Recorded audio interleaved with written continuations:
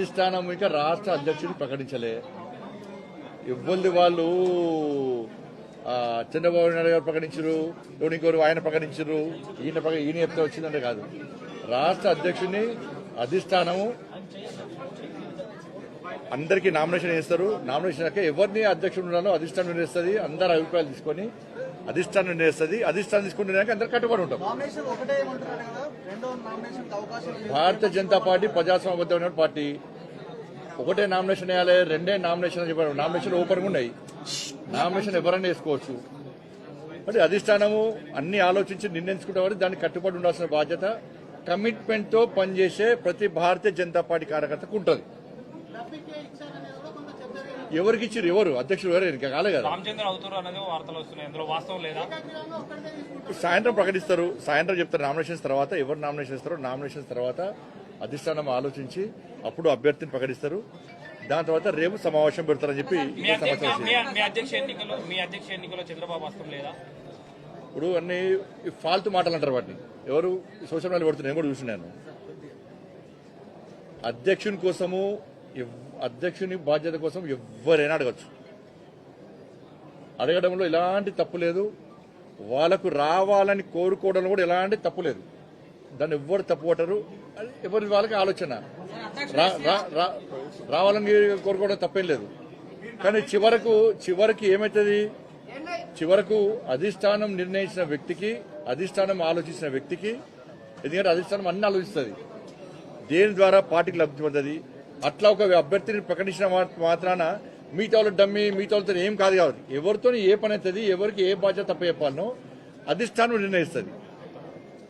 ఈ భారతీయ జనతా పార్టీ ఈ మధ్య కొత్తగా స్టార్ట్ అయింది. నాకు ఈ మధ్య కొత్తగా స్టార్ట్ అయింది. ఈ సోషల్ మీడియాలో ఉల్టా పోస్ట్ పెట్టి చూడు, లేకుంటే వేరే పార్టీలు చేస్తుంటారు అందరూ. చంద్రబాబు నాయుడు గారు లేకుంటే ఇంకో నాయకుడు చెప్తే అధ్యక్షుని పెట్టేటటువంటి పార్టీ భారతీయ జనతా పార్టీ కాదు. భారతీయ జనతా పార్టీ దేశంలో అధికారంలో పార్టీ, అనేక రాష్ట్రాల్లో అధికారంలో పార్టీ, ప్రపంచంలో అత్యధిక సభ్యత్వం ఉన్న పార్టీ భారతీయ జనతా పార్టీ. నమ్మిన సిద్ధాంతం కోసం పనిచేసే కట్టర్ కార్యకర్తల పార్టీ భారతీయ జనతా పార్టీ. కాబట్టి అధిష్టానం అన్ని చూస్తున్నది. ఎవరైతే పార్టీకి వ్యతిరేకంగా వ్యవహరిస్తారో ఎవరైనా ఇప్పుడు పెట్టలే సోషల్ మీడియా ద్వారా కానీ ఇతరత్ర వాళ్ళకున్న మీడియా సాధనాల ద్వారా కానీ పార్టీకి వ్యతిరేకంగా, పార్టీ అధిష్టానం నిర్ణయించిన అభ్యర్థికి వ్యతిరేకంగా ఎక్కడ ఏం చేసినా కూడా పార్టీ చాలా సీరియస్ గా వ్యవహరిస్తుంది. బండి సంజయ్ ఉంటేనే పార్టీ, బండి సంజయ్ లేకుంటే పార్టీ లేదంటే మూర్ఖత్వం అవుతుంది. ఎవరు లేకుండా పార్టీ నడుస్తుంది. నరేంద్ర మోడీ గారి నాయకత్వంలో, జేపీ నడ్డా గారి యొక్క నేతృత్వంలో పార్టీ తెలంగాణ రాష్ట్రంలో ఎట్టి బస్సులో రాబోయే రోజుల్లో అధికారం రాబోతున్నది. కట్టర్ కార్యకర్తలందరూ కూడా పార్టీ అధిష్టాన నిర్ణయానికి కట్టుబడి ఉంటారు. వీళ్ళు డమ్మి, వాళ్ళు డమ్మి, వీళ్ళు డమ్మి అని చెప్తే ఎవడో పెట్టినంత మాత్రాన ఇవాళ చూస్తున్నాను. ఎవరు బీఆర్ఎస్ వాళ్ళు పెట్టారు. బీసీ అంటే మరి బీఆర్ఎస్ పార్టీ అని చంద్రశేఖరరావు దిగి బీసీకి ఇవ్వని చెప్పు. BRS party working president social media పెడుతున్నారు కదా, ట్విట్టర్లు పెట్టిస్తున్నారు కదా బీజేపీ బదనం చేయడానికి.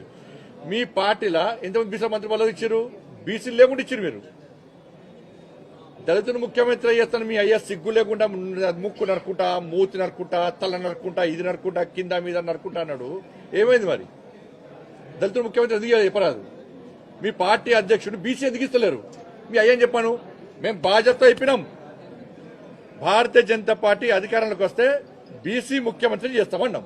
మీ పార్టీని ప్రకటించుకోండి. మరి అరే అధికారిక పదవులు వేరు, పార్టీ వేరు. పార్టీని స్ట్రెంథన్ చేయడానికి, పార్టీ క్యాడర్ లోపల మంచి ఆలోచన కల్పించడానికి, పార్టీ పదవుల లోపల అనేక ఆలోచనలు సమీకరిస్తూ ఉంటారు. బీసీకి ఇవ్వాలి, బీసీ అంటే నేను బీసీ నాకు ఇవ్వలేదా? లక్ష్మణ్ గారు బీసీ, లక్ష్మణ్ గారికి ఇవ్వలేదా? చలపతిరావు గారు బీసీ, వారికి ఇవ్వలేదా? దత్తాత్రేయ గారు బీసీ, దత్తాత్రేయ గారి అధ్యక్షులు లేరా? బంగారు లక్ష్మణ్ గారు ఎస్సీ వారు లేరా? మరి ఏడవైనాయి? మరి బీఆర్ఎస్ లో ఒక్కరిని బీసీని అధ్యక్షుడు చేసిరా? మరి చేస్తారా? బీసీ ముఖ్యమంత్రి చేస్తానని ప్రకటిస్తారా మీరు? దళితులు ముఖ్యమంత్రి చేస్తానే మోసం చేసిపోయా. 10 సంవత్సరాలు మొత్తం దోసుకొని అలా పైసలు పుట్టుపుట్టు పైసలు సంపాదించారు.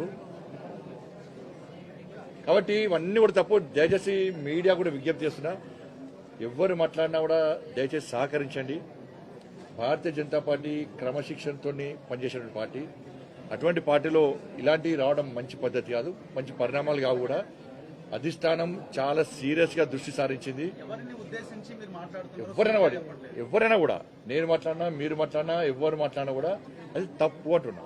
ఎవరు మాట్లాడి ఇప్పటివరకు మాట్లాడదని మాత్రమే కోరుకుంటున్నాను. ధన్యవాదాలు.